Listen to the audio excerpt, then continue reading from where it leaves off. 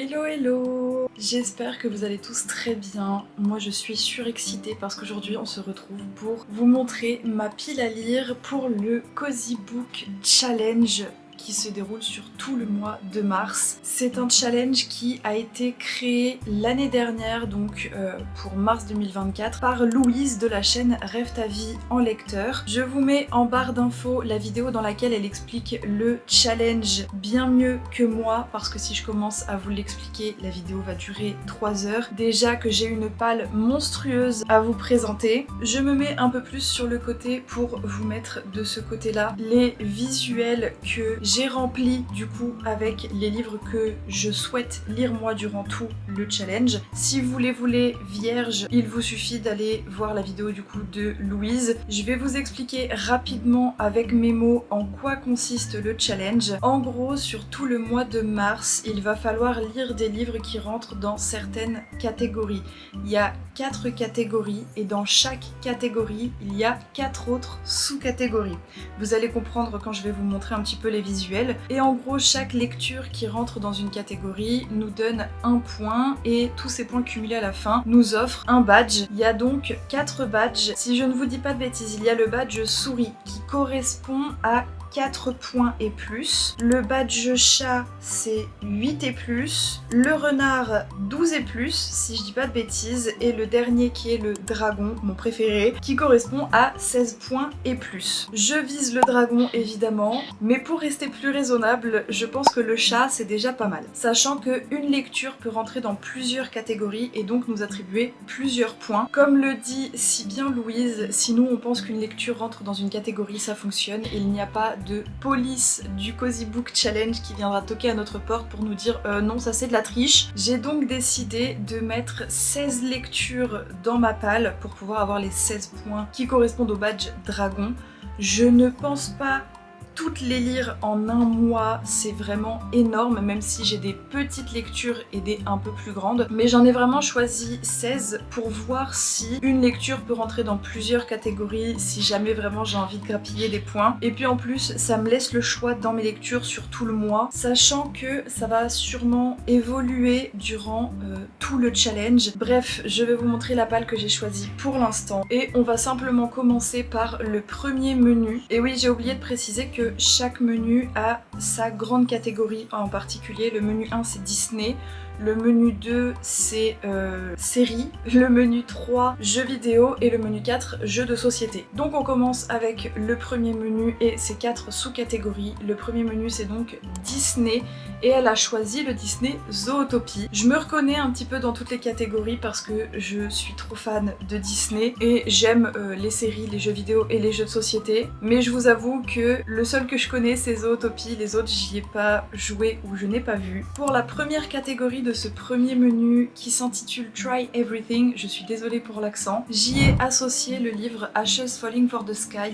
de Nin Gorman et Mathieu Guibé, publié aux éditions Albin Michel. Et donc pour chaque livre, je vais essayer de vous lire rapidement le résumé à chaque fois et ensuite on passera au prochain. Il n'est qu'une pluie de cendres, elle s'est noyée dans un ciel trop vaste. Lors de la soirée de pré-rentrée à l'université, Sky, décidée à laisser ses démons derrière elle, jette son dévolu sur Ash. Prête à assumer cette aventure d'un soir, elle ignore les avertissements de sa colocataire et se lance dans le jeu de la séduction, mais perd lamentablement la partie. Elle fait fuir Ash, non sans avoir entrevu ses blessures. La part d'ombre d'un jeune homme qui a tout connu, même le pire, surtout le pire. À partir de 16 ans, attention. Pour la seconde catégorie qui s'intitule Ça s'appelle une arnaque trésor, j'ai décidé d'y mettre Les bois meurtriers de Gina Gray, publié aux éditions Harlequin. Alors attention, le résumé de celui-ci est un petit peu violent. Il ses proies puis les laisse s'enfuir dans la forêt. Le tueur en série qui sévit à Mears, dans le Colorado, ne laisse aucune chance à ses victimes. Son but, les traquer sans pitié, puis les abattre de son fusil en véritable chasseur. Il a déjà fait 3 victimes lorsque l'inspectrice Casey O'Toole s'empare de l'affaire. Elle a beau sembler fragile, son caractère est bien trempé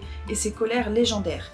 Elle mettra fin à ses crimes ignobles, mais les pistes sont rares et les 3 femmes abattues n'ont aucun point commun, si ce n'est d'avoir consulté le même chirurgien esthétique, le trop séduisant Mark Adams. Casey O'Toole va devoir garder tous ses sens en alerte pour arrêter le tueur.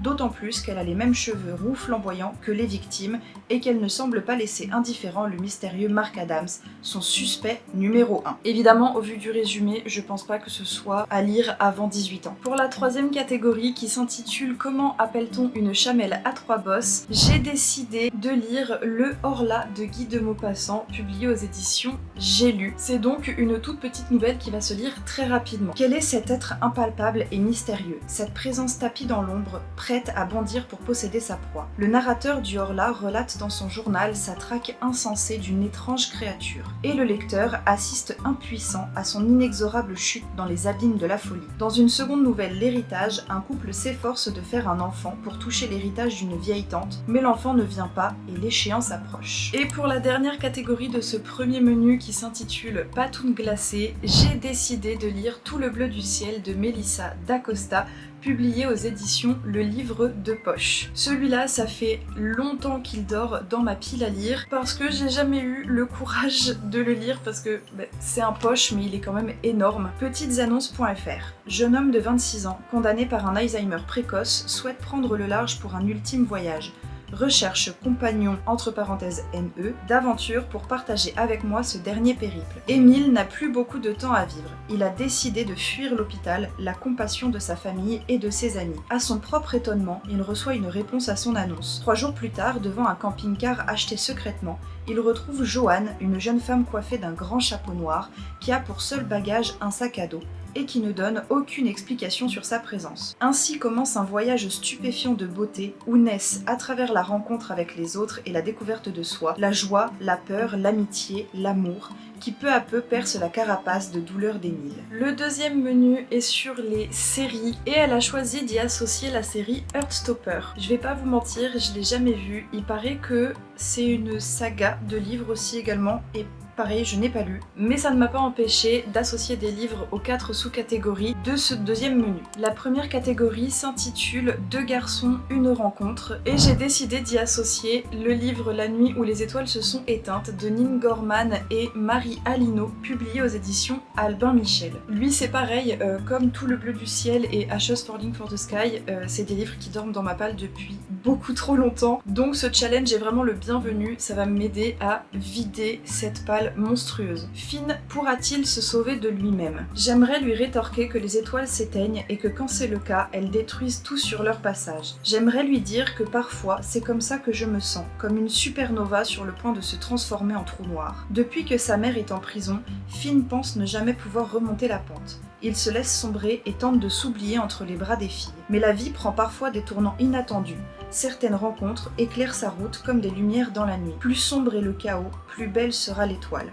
Attention, à partir de 16 ans. Pour la deuxième catégorie, un milkshake au bubblegum s'il vous plaît, j'ai décidé de lire le premier tome de l'adaptation en manga des romans Les Carnets de l'apothicaire de Natsu Yuga, publié aux éditions Kiyun Seinen, intrigue et poison au cœur du palais impérial. À 17 ans, Mao Mao a une vie compliquée. Formée dès son jeune âge par un apothicaire du quartier des plaisirs, elle se retrouve enlevée et vendue comme servante dans le quartier des femmes du palais impérial. Entouré de hauts murs, il est coupé du monde extérieur. Afin de survivre dans cette prison de luxe grouillant de complots et de basses manœuvres, la jeune fille tente de cacher ses connaissances pour se fondre dans la masse. Mais quand les morts suspectes de princes nouveau-nés mettent la cour en émoi, sa passion pour les poisons prend le dessus. Elle observe, enquête et trouve la solution. En voulant bien faire, la voilà repérée. Jinshi, haut fonctionnaire aussi beau que calculateur, devine son talent et la promeut goûteuse personnelle d'une des favorites de l'empereur. Au beau milieu de ce nid de serpents, le moindre faux pas peut lui être fatal. Pour la troisième catégorie, Vive les bulles, j'ai décidé de lire le tome 1 du webtoon Solo Leveling de Dubu et Chugong, si je le prononce bien et que je ne dis pas de bêtises, publié aux éditions Delcourt. Avant de lire ce tome 1 en webtoon, j'ai déjà commencé à regarder les premiers épisodes de l'animé et j'ai beaucoup apprécié, donc j'espère que l'adaptation papier est tout aussi bien. Lorsque d'étranges portails sont apparus aux 4 coins du monde, l'humanité a dû trouver une parade pour ne pas être massacrée par les monstres qui en sortent. Simultanément, certaines personnes ont développé des capacités permettant de les tuer. ces chasseurs intrépides foncent au cœur des donjons pour combattre les créatures qu'ils abritent. Suivez Jinwoo, le plus faible de tous les chasseurs, qui se réveille doté d'une interface virtuelle lui permettant de passer des niveaux pour devenir plus fort. Pour la dernière catégorie de ce deuxième menu intitulé Choses sérieuses, j'ai décidé de lire Rire d'ombre de Lucie Laplanche, publié aux éditions L'écharpe d'Iris, qui est un petit recueil de nouvelles que je n'ai pas en papier avec moi, donc je vous mets la couverture juste ici, car il s'agit d'un service presse que je n'ai qu'en numérique pour le moment. Ce court recueil regroupe 7 nouvelles noires qui sont construites autour de personnages psychologiquement fragiles et bancals, sur des sujets très sérieux comme le drame amoureux, le ou encore le harcèlement scolaire. Il raconte avec cynisme et beaucoup de flegme des histoires bizarres, loufoques, improbables et intemporelles. L'ouvrage, qui ne se prend jamais au sérieux, jongle entre glauque et fantaisie, et même dans sa noirceur, on peut voir surgir un second degré qui rend le récit plus léger. Les mots sont donc teintés d'ironie et illustrent à quel point la quête de l'idéal, que ce soit dans les relations, les apparences ou les ambitions personnelles, peut conduire à la désillusion et à la tragédie. Lucie Laplanche utilise la noirceur non seulement comme un élément de choc, mais aussi comme un moyen de révélation des vérités souvent oubliées ou ignorées sur notre société. Dans un style simple, ce livre explore les travers de l'âme humaine.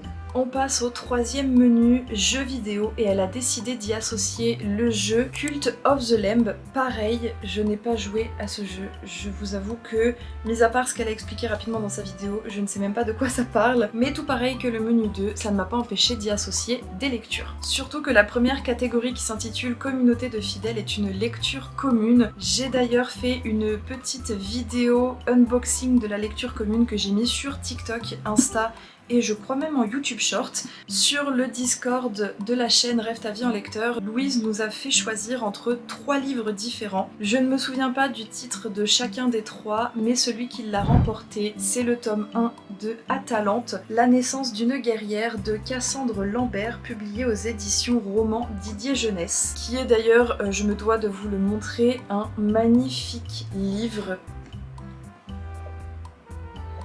avec un superbe jaspage.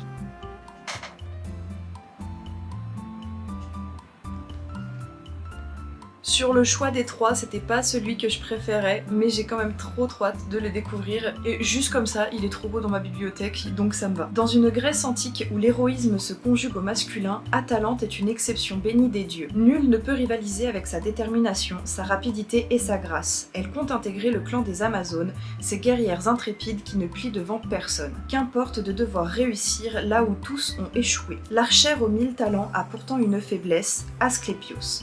L'agaçant fils d'Apollon est la seule personne sur qui elle peut compter, mais les oracles l'ont mise en garde, elle ne doit jamais tomber amoureuse ou ses sentiments signeront sa perte. Si pour atteindre son objectif, elle doit se battre jusqu'à la mort, c'est la mort qui cédera. Pour la deuxième catégorie, rituel obscur, j'ai décidé de lire Les Mains du Diable de Gwen Hunter, publié aux éditions Harlequin. Attention, pareil, résumé un petit peu sanglant. Les mains du diable mutilent et tuent, les mains qui soignent imitent Jésus. Lorsqu'elle entend ces mots dans la bouche d'une jeune accidentée, le docteur Rhea Lynch est sur ses gardes. Qui est cette Na Chalomé qui ne s'exprime que par des incantations et dont le corps porte la trace des sévices? À quel mystérieux rituel se livre-t-elle avec ses poupées vaudou dont elle ne se sépare jamais? Mais à peine Rhea commence-t-elle à s'interroger qu'elle doit faire face à un afflux de malades aux urgences. Leur point commun, tous ont été pris de graves malaises après avoir consulté une guérisseuse connue pour accomplir des miracles. Une guérisseuse dont les pouvoirs éveillent bientôt l'intérêt de Na Chalomé. À mesure que la tension monte aux urgences, Rhea note avec inquiétude le comportement de plus en plus violent de sa jeune patiente, sans savoir que dans l'esprit diabolique de celle-ci,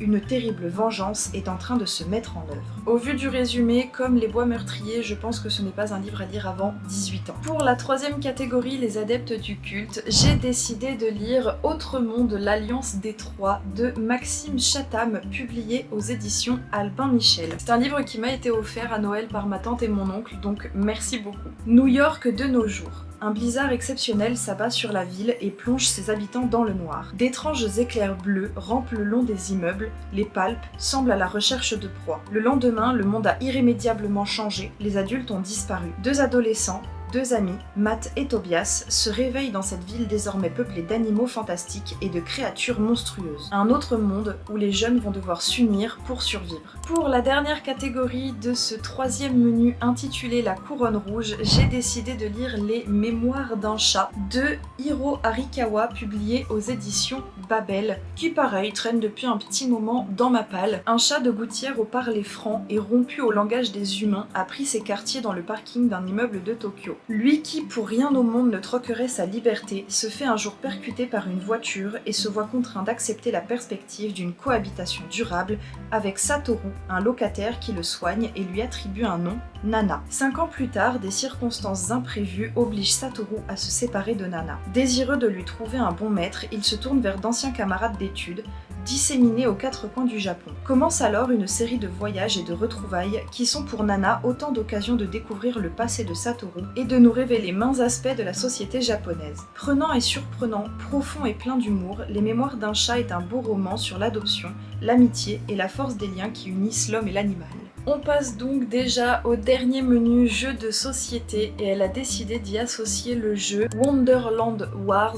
Pareil, j'adore les jeux de société, mais j'ai jamais joué à ce jeu précisément. Bref, on passe à la première catégorie, c'est l'heure du thé, et j'ai choisi de lire Aux douceurs du temps de Véronique Chauvy, publié aux éditions J'ai lu, qui, comme vous pouvez le voir à la petite pastille juste ici, est un livre offert pour 2 J'ai lu achetés. Et d'ailleurs, la petite pastille ne s'enlève pas, je suis dégoûtée. Faut vraiment arrêter de faire ça parce que c'est très chiant, je trouve que ça gâche la couverture. Clermont-Ferrand, 1892. Quand Juliette apprend qu'elle est l'héritière d'une confiserie léguée par un oncle dont elle n'a jamais entendu parler, elle comprend que cette nouvelle va changer son destin. Happée par la curiosité, elle accepte de visiter cette boutique si bien nommée, Aux douceurs du temps. Saura-t-elle égaler les plus grands artisans de la ville? Malgré l'opposition de son père et les manigances de ceux pour qui elle représente une future concurrente, une femme qui plus est, sa décision est prise, elle sera confiseuse envers et contre tout. Pour la deuxième catégorie, Bienvenue au pays des merveilles, j'ai décidé de lire Les plus beaux contes de Grimm, Andersen et Perrault, publiés aux éditions Chanteclair. Il était une fois, c'est ainsi que commencent les plus beaux contes classiques de notre enfance, qui se transmettent de génération en génération. Des personnages bien connus tels que Blanche-Neige, Cendrillon, le vilain petit canard, le petit Pousset, le Chaboté et beaucoup d'autres se sont donné rendez-vous dans ce livre merveilleusement illustré. Cet ouvrage sera, grâce au langage simple et aux nombreux dessins qui rendent bien l'atmosphère des contes, un livre de lecture idéal. Celui-ci, c'est un livre que j'ai depuis que je suis toute petite, et pour tout vous dire, je me souviens même pas l'avoir déjà lu. La troisième catégorie va aller vite, elle est intitulée Amis du peuple, et j'ai décidé de lire le tome 2 des carnets de l'apothicaire. Et comme je vous ai déjà parlé du tome 1 et de son résumé, je vais éviter de lire le résumé du tome 2 pour pas me spoiler et vous spoiler. Et pour la dernière catégorie de ce dernier menu intitulé Prends garde au Jabberwocky, j'ai décidé de relire l'intégrale des BD de Lou de Julien Nil, publié aux éditions Glénat. Ceux qui me connaissent savent l'amour que je porte à cette BD que je lis depuis toute petite. J'ai d'ailleurs hâte que le 3e tome des Lou Sonata sorte, il me semble que ça sort en novembre, j'ai beaucoup trop hâte. Mais en attendant, on va relire pour la 15e fois l'intégrale, c'est déjà pas mal. Pour ceux qui ne connaissent pas Lou, je ne vous juge pas, mais qu'est-ce que vous avez fait de votre enfance? On suit donc Lou, évidemment c'est le titre de la BD, qui est une petite fille au début et qui tout au long de la BD va grandir. Elle vit avec sa maman,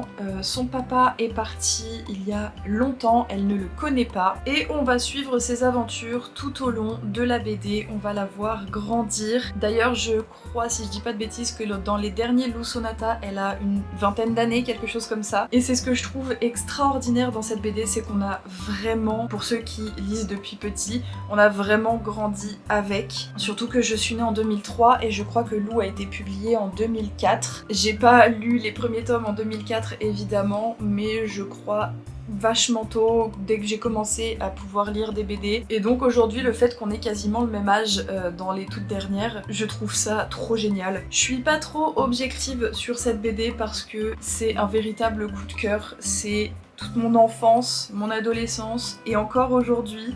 Je vous mets là le visuel de ma palle au complet pour ceux qui voudraient participer au challenge, pour vous donner un petit peu des idées et vous éviter de re-regarder la vidéo entièrement. De toute façon, je pense que les vidéos du mois de mars seront des vlogs update de mes lectures, de mon avancée dans le challenge au fur et à mesure. Elles sortiront comme d'habitude tous les vendredis à 18h30. Si vous êtes un peu plus pressé et que vous voulez voir mes updates lectures plus rapidement, n'hésitez pas à venir me suivre sur Instagram et sur TikTok. Vous avez tous mes réseaux en barre d'infos comme d'habitude. J'espère que vous avez passé un bon moment et que ça vous a donné des idées de lecture. J'ai trop hâte de commencer ce challenge, mais en attendant je vous dis à vendredi prochain et je vous fais des gros bisous.